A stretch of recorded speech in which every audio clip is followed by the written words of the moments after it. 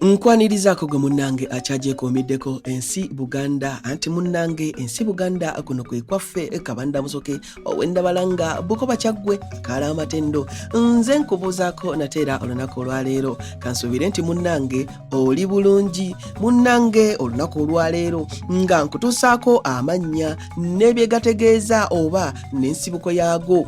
Omanye erinnya lyo kye litegeeza.